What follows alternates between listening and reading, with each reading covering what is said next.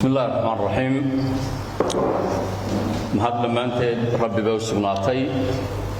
ugu horeyn guddida tacliinta sare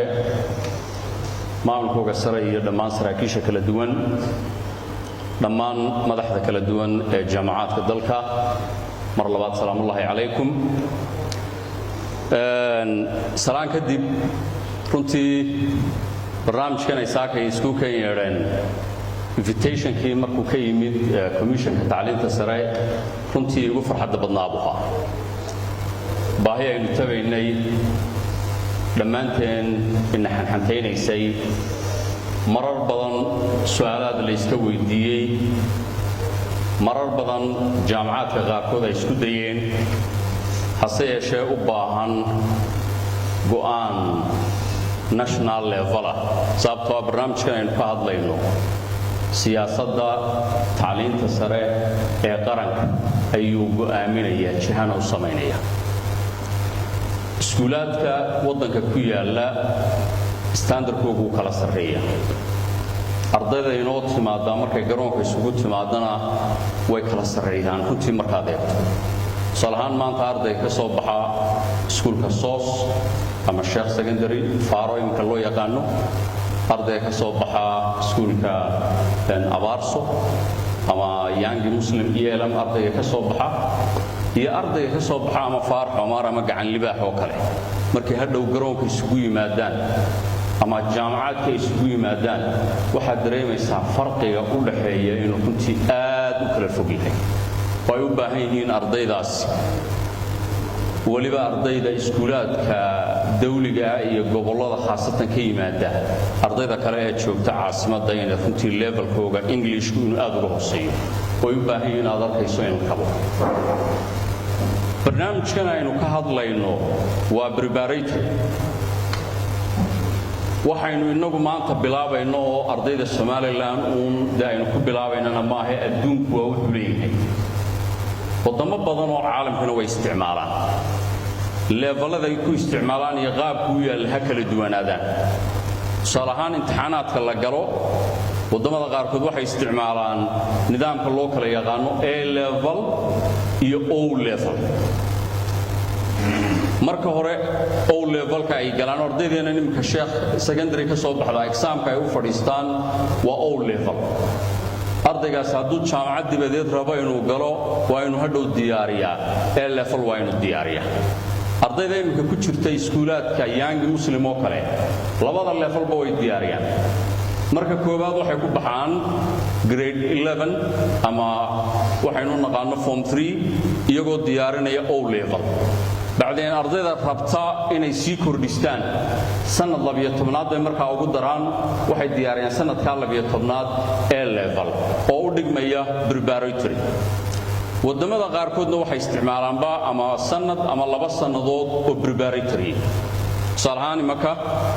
wadamada dariskayna la ah inaga tusaale ahaan Ethiopia ama Kenya ama Uganda way kala duwan yihiin. Ethiopia oo kale waxay isticmaali jirtay berigii hore 10+2 waxay yidhaahdaan ardaydu markay sanadka 10aad marayaan ama form 2ga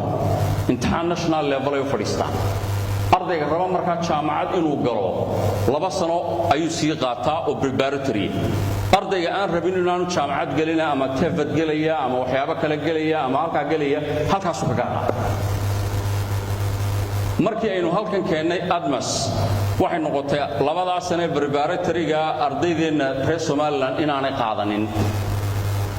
bacdeen waxay noqotay in courses lagu kordhiyo curriculumkii jaamacadda. courseska markaa waxaa ka mid ahaa 2 course oo English ah, 2 course oo mathematics ah, course civics ah, course psychology ah, course introduction to economics.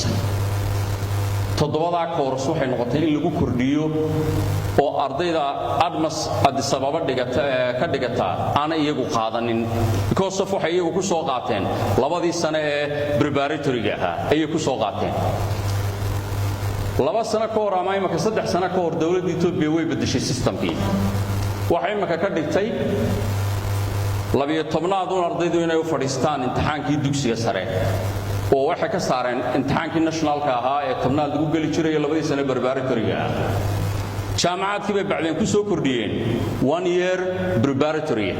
oo ay dhammaan markaa ka siman yihiin oo iyagu curriculumka la dhigayo ay diyaariyaan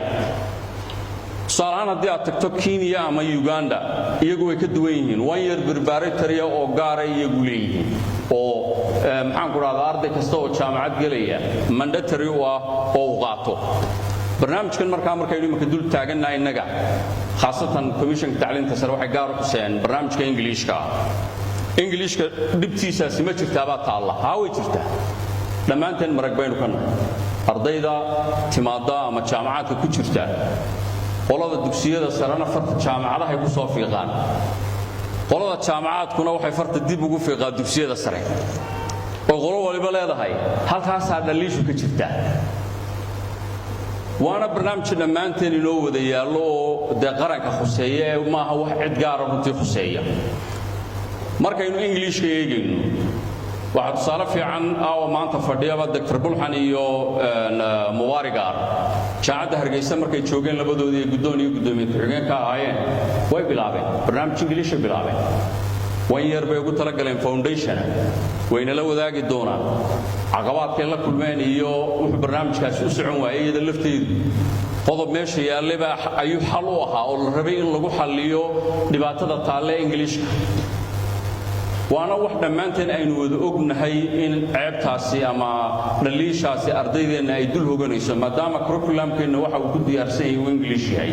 imtixaanka wuxuu ka golaan English yahay la doonayo hadhow tolana inuu ku tartamo inuu English yahay marka laga yimaado jaamacadka iyaga manhajkoodu uu yahay Arabiga oo gaarka iyagu marka laga hadlayo kuwa nimanka ugu dul istaagaya waa timka Englishka barnaamijka preparatory-ga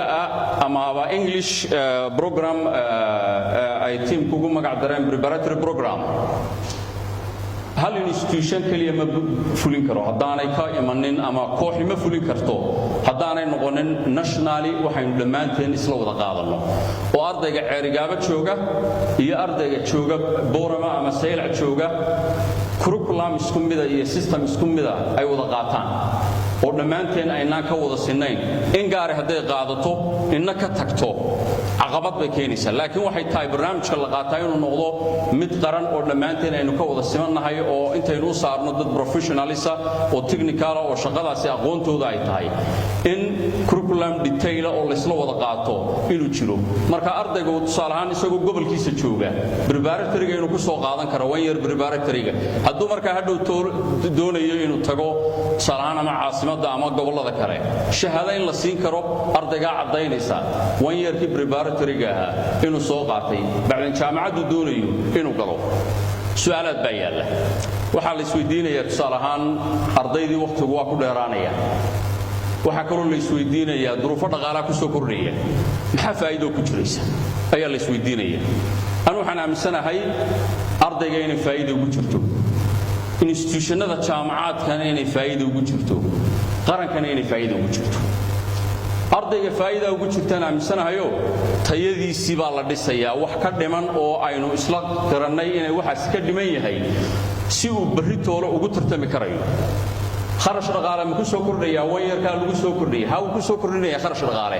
laakiin iyama labada dhib leh ilaa waa in la isla qiimeeyo oo la isbarbar istaagaaye 1 year ama 2 semester fiigi laga qaaday iyo berri toolo suuqa marka uu baxo inuu tartami waayo labadooda waa inaynu qiimeynaa midkee labada dhiba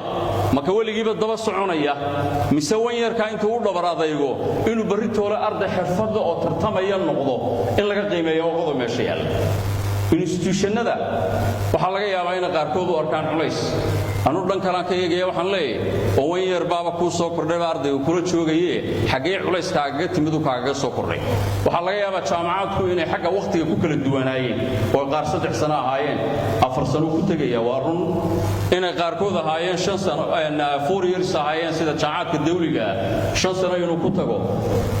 waa iyada lafteedu faa'iido kale dhib ha u arkaan leeyahay lafteeda xagga institutionada marka laga eegay qaranka maxay faa'iido ugu noqon karaysaa qaranka waxaynu sanad walba ku soo daynaa supply human resource intaasoo production aynu sanad walba soo saarnaa oo marketka aynu ku soo saarnaa markasta oo waqti ku kordho ama markasta oo productionkeenu uu bato waa timing bomb suuqa ku badanaya